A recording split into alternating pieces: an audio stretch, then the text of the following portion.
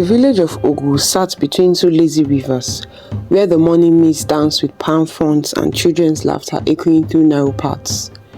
The village hosted a bustling market every 4 days, where women spread their wares on colorful wrappers and kiosks, and men gathered under the ancient Iroko tree to discuss the affairs of their small world. But Ogu had grown quiet in recent months. Where once children played with balls made of old rags, now worried mothers hurried past empty playgrounds. Where once young voices called out evening greetings, now silence settled early like a heavy blanket. The children of Ogu were disappearing one by one, leaving behind only tears and depressed parents. In the heart of the market, among the sellers of yams and dried fish, sat a woman who drew both admiration and curiosity. Her name is Naku. Naku sold fabrics, from George wrappers to lace materials and Ankara. Her store was always the busiest, not just because her goods were beautiful, but because Naku herself was entertaining. She appeared young, perhaps 30. Some whispered she was a widow, though she looked too young for such sorrow. Others wondered if she had children of her own, hidden away in whatever distant village she called home. On good days, Naku chatted freely with other women, her laughter ringing across the market as she joined discussions about crop seasons, upcoming festivals, and the small scandals that kept village life interesting. She would ask about their children, compliment their cooking, and offer advice about fabric care with the patience of an older sister. But on other days, she sat quietly behind her colorful display, smiling politely but saying little. One morning, like any other market day, women arrived early to claim the best spots, arranging their goods, when Mama Kemi stumbled into the market. Mama Kemi's wrapper was wrinkled, her eyes red from crying. She had not been seen for 5 days, and the women immediately gathered around her. "Mama Kemi, where have you been?" asked Mamuche, reaching out to steady her shaking friend. "My Aduni," Mama Kemi whispered, her voice breaking. "My little Aduni is gone. She was playing with her friends near the stream, and then she was just gone." The women murmured words of comfort, their own fear growing. This was the 10th child to disappear in 3 months.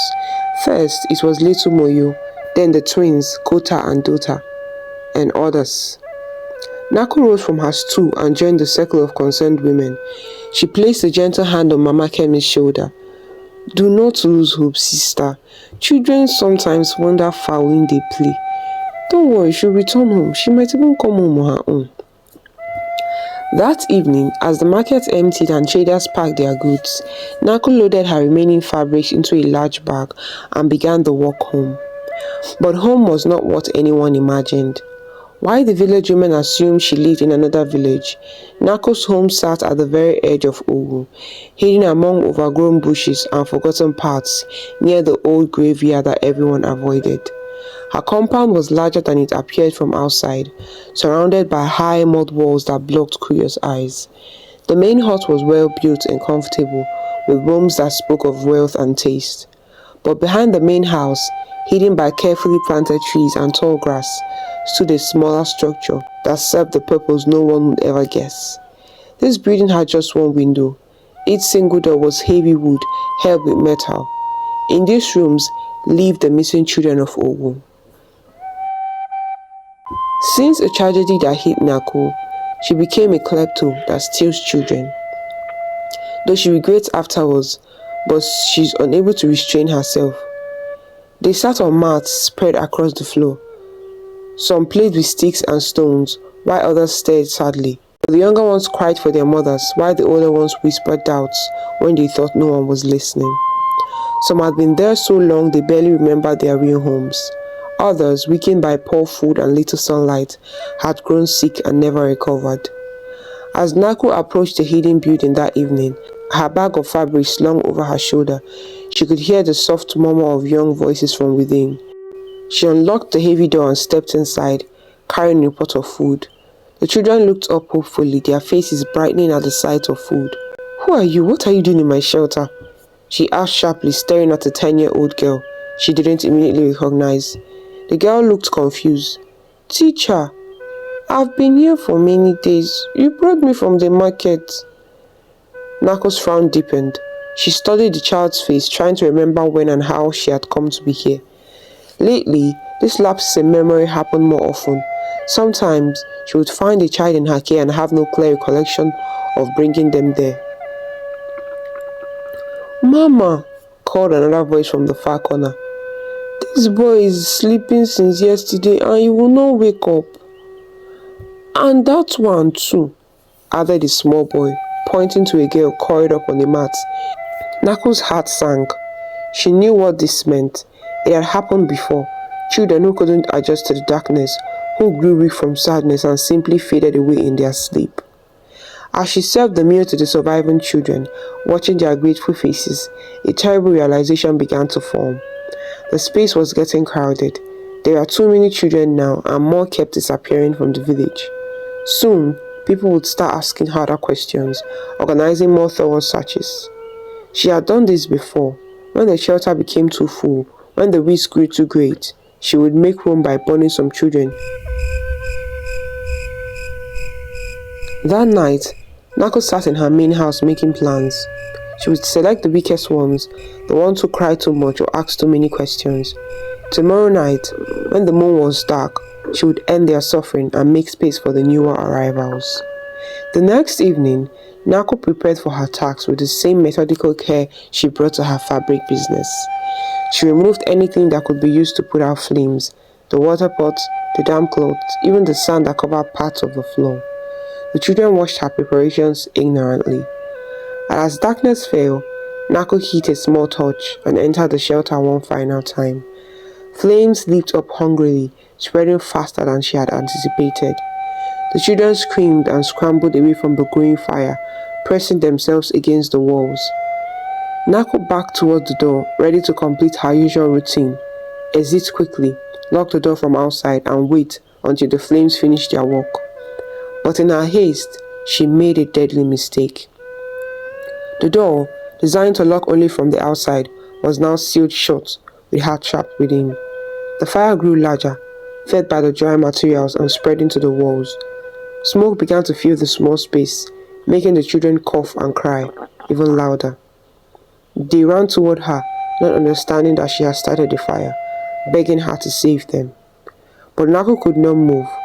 Fire had always been her greatest fear, the terror that reached back to memories she had spent years trying to forget. She sank to the floor, paralyzed by the sight of the growing flames, her entire body shaking with a fear deeper than anything she had known. Some of the younger ones collapsed from the smoke, while others pressed themselves into corners, seeking escape that didn't exist. Nako closed her eyes, waiting for the end she had planned for others to claim her instead. But suddenly, above the roar of flames and the cries of children, she heard a loud thud against the door from outside.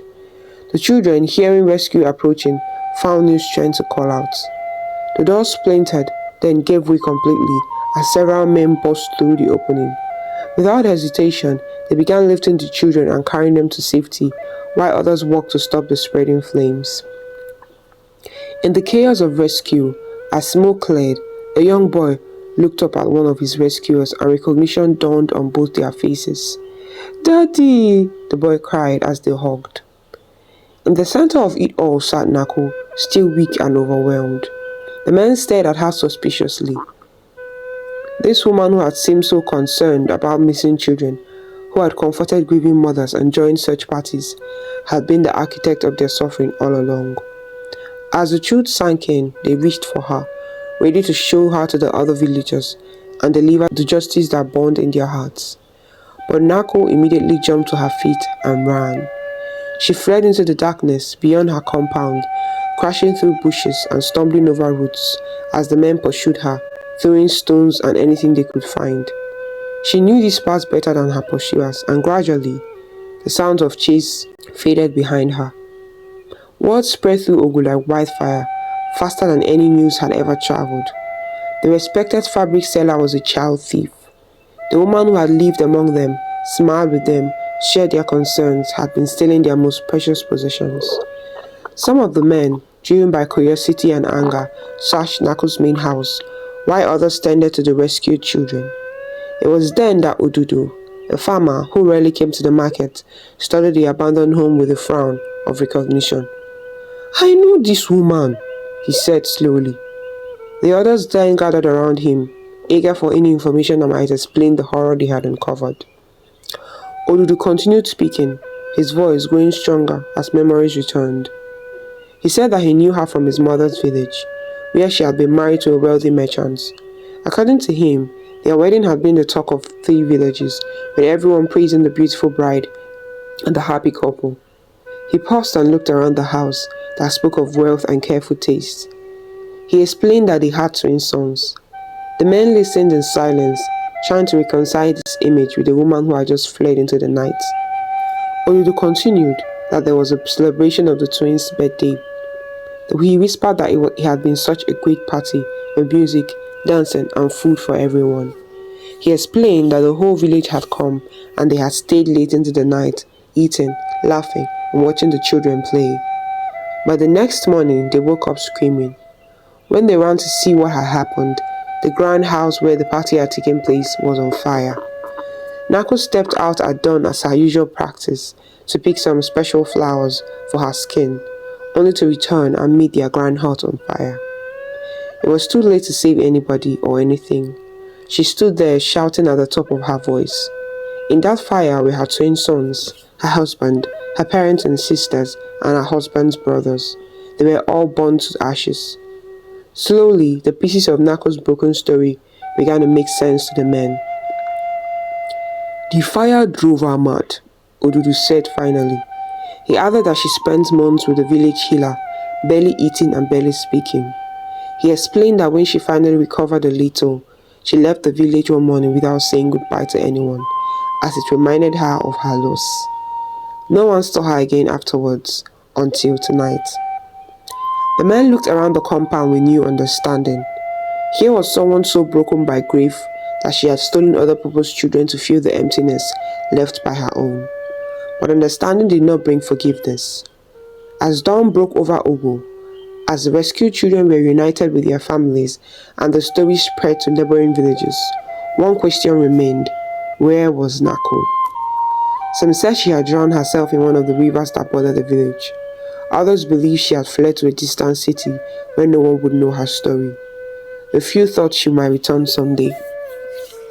But the children she had held captive, the family she had torn apart, and the village she had terrorized would never forget the lesson hidden in her story. Grief, left to fester in darkness, could transform even the most loving heart into something monstrous. The compound where Nako lived still stands at the edge of Ogo, near the old graveyard where people prefer not to go. Grass had grown over the paths, and the walls are crumbling now.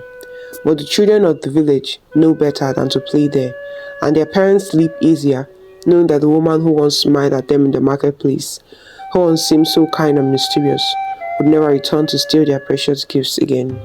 At least they hope she never will.